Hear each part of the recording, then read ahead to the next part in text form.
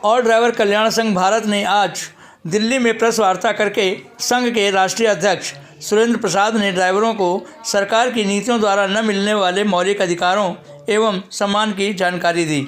उन्होंने कहा कि हमने कई बार ड्राइवरों के पुनर्वास के लिए कानून बनाना, ड्राइवर आयोग बनाना, ड्राइवर दिवस कैलेंडर में लागू करना तथा 29 सूत्री मांगों को लेकर हमने कई बार मांग पत्र दिए हैं, लेकिन सरकार के कान में जूं तक नहीं रेंगती। उनका कहना है कि यदि आज के मांग पत्र के बाद 1-1.5 महीने इंतजार करके भारत के करप्ट सिस्टम पर कड़ा प्रहार करते हुए पूरे भारत में स्टीयरिंग छोड़ो आंदोलन शुरू करेंगे। आइए सुनते हैं क्या कहा ऑल इंडिया ड्राइवर कल्याण संघ के अध्यक्ष सुरेंद्र प्रसाद ने।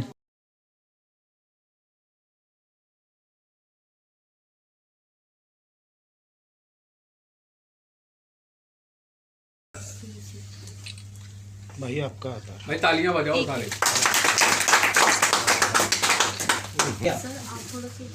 सर फोन कर थोड़ा सा उधर कर लो ना, हो नहीं सकता ना सर। सभी लोग डालें। अभी इधर ये चेहरा तो दिखाइए। सर का हो गया, मेरा हो गया। अरे नहीं सर नहीं, सारे बड़े बुजुर्गों का हो गया, मेरा हो गया। उधर भी करो।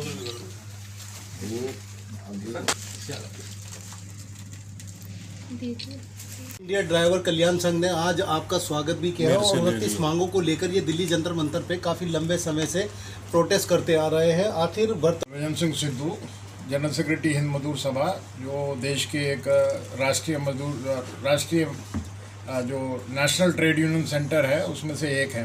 12 में से एक हिंद मजदूर सभा भी है। हमारी चौथी पोजीशन है देश में।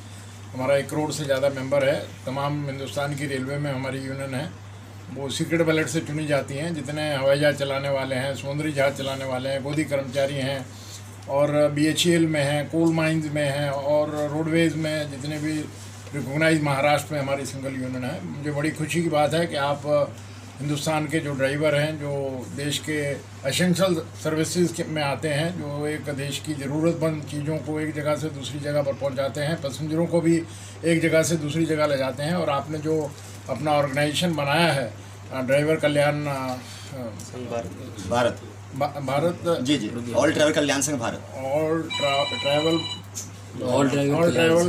ड्राइवर्स ऑफ इंडिया, मैं आपका स्वागत करता हूं अपने दफ्तर के अंदर।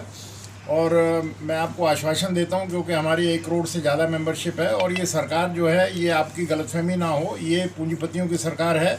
इसमें वर्कमैन के लिए कोई भी किसी भी जगह पर इनके पास कोई जगह नहीं है सोचने के लिए। परंतु हमारा यूनियन का ये फ़र्ज़ बनता है कि हम भारत सरकार को अपनी जायज़ मांगें जो हैं वो भारत सरकार के सामने रखें। जैसा कि आपने मांग पत्र अपना बनाया है कि ड्राइवर जो है वो 8 घंटे से ज़्यादा ड्राइवर नहीं कर सकता। उसको रहने की जगह, रेस्ट की जगह, खाने पीने की जगह, चेंजिंग रूम, नहाने की जगह और उनके बच्चों का पीछे स्कूल फ्री हो, मेडिकल ट्रीटमेंट फ्री हो, उनको यूनिफॉर्म प्रॉपर मिले, उनकी ट्रेनिंग प्रॉपर हो, उनको बुढ़ापे का सारा पेंशन मिले, एक्सीडेंट हो जाए तो उनको उसके मुताबिक कंपनसेशन मिले और इनको एक आयोग बन जाए ड्राइवरों का, नेशनल लेवल का एक कन्वेंशन, एक कमेटी बने जो आपकी मांगों को डीपली स्टडी करे और स्टडी करने के बाद जो आपकी मांग है उनको अक्रॉस दी टेबल बैठकर पूरा किया जाए। मेरा हिंद मजदूर सभा जो 1 करोड़ से ज़्यादा मेंबरशिप है, मैं आपको आश्वासन देता हूं कि आपकी जितनी जायज़ मांगें हैं उनको पूरा कराने के लिए हिंद मजदूर सभा आपके साथ हमेशा कंधे से कंधा मिलाकर हर जगह पर आपका सहयोग करेगी। मेरा भाई है ये, जान के लिए फोटो आ जाए बस आराम से चलो भाई चलो। आज का प्रेस वार्ता का उद्देश्य है कि भारत सरकार को और श्रीमान प्रधानमंत्री जी को चेतावनी या याद करवाना, उनको रिमाइंडर करवाना, क्योंकि 3 बार हम मांग पत्र को, जो भारतीय 22 करोड़ चालकों का जो डिमांड लेटर है, हम 3 बार भारत सरकार एवं राज्य सरकार को सौंप चुके हैं। अभी हमने पूरे भारत के जितने भी स्टेट का CM है उनको भी दिया है और जितने भी चंडीगढ़ जैसे है ना, वो अलग केंद्र शासित राज्य, उनको भी भेजा है।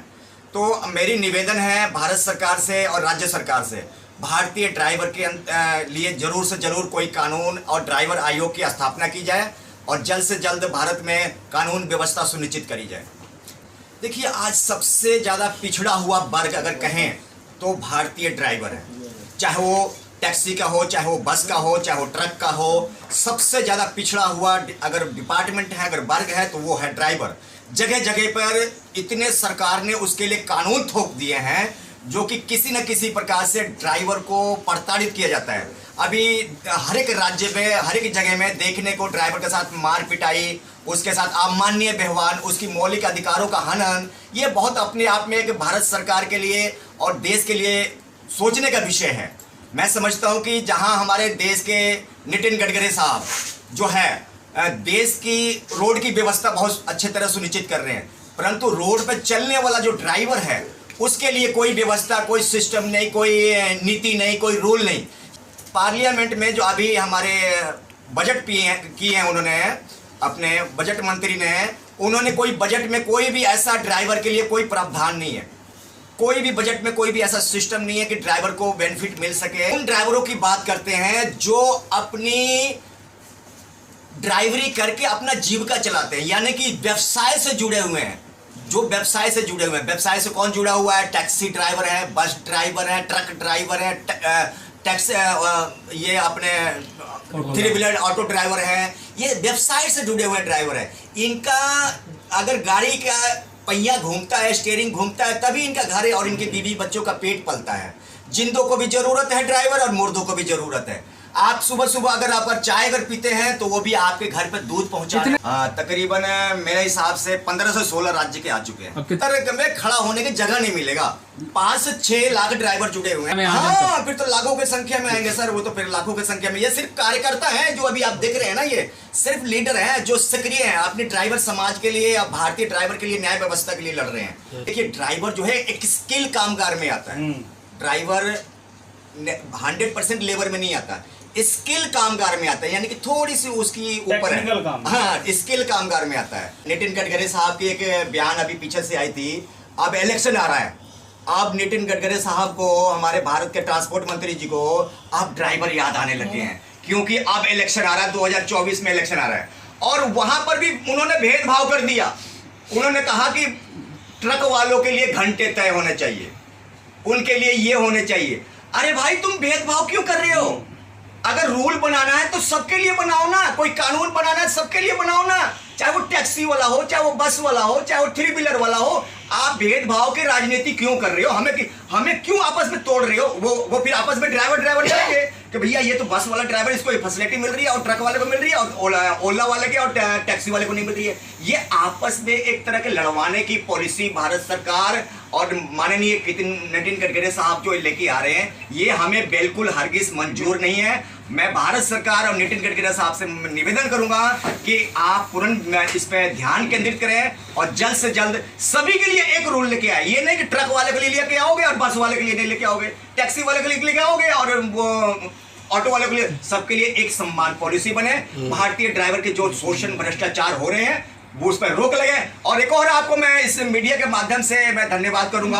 अभी बहुत सारे हमारे मीडिया बंधु इस पे बहुत अच्छे से काम कर रहे हैं और भारतीय ड्राइवर की पीड़ा को समझने लगे। भारत सरकार कहती है कि हाँ भाई फलाना बॉर्डर बंद कर दिया गया, मध्य प्रदेश के बॉर्डर बंद कर दिया, वो सिर्फ पब्लिक स्टैंड है, ओनली फॉर पब्लिक स्टैंड। बयान में सुर्खियों चलती है, न्यूज में, टीवी में खबर चलता है फलाना बॉर्डर बंद कर दिया, फलाना टोल टैक्स बंद हो गया, परंतु वहां पर जाओ तो गुंडे उनके सरकार के खड़े रहते हैं और हम उनसे जवाब तलब करते हैं तो कहते हैं भैया हमारे हाथ बंधे हुए हैं और हम इस पे कुछ नहीं कर सकते, हमें ऊपर से आदेश मिले हुए।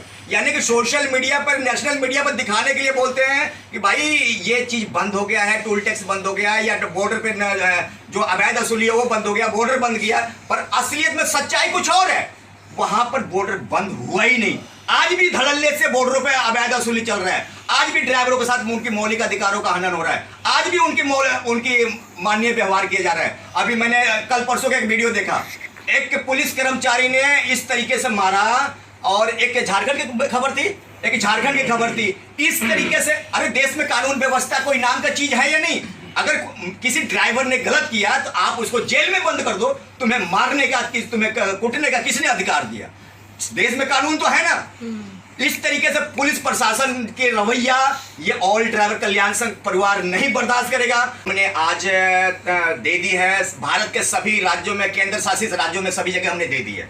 अब इस पे सरकार का कोई उस पे आता है निर्णय, आता है कि नहीं आता देखेंगे। उसके 1.5-2 महीने बाद हम आरटीआई का इस्तेमाल करेंगे। आरटीआई का इस्तेमाल करने के बाद हमारा फिर वो स्टीयरिंग छोड़ो जो है शुरू करेंगे। यानी कि हमें कोई तोड़ फाड़, कोई दंगा फसाद नहीं करना है, ना ना ना, बस गाड़ियां खड़ी करो और चलो दिल्ली की ओर, पार्लियामेंट पर चढ़ाई कर लो और लोकसभा पर चढ़ाई करो। बस हमारा तीन ही डिपार्टमेंट को रोकना है। हमारा बस को रोकेंगे, ट्रक को रोकेंगे, टैक्सी को रोकेंगे और 3 व्हीलर को रोकेंगे। कानून तो है ना, कोई चीज कानून की व्यवस्था को तो मानना ही पड़ेगा ना सर।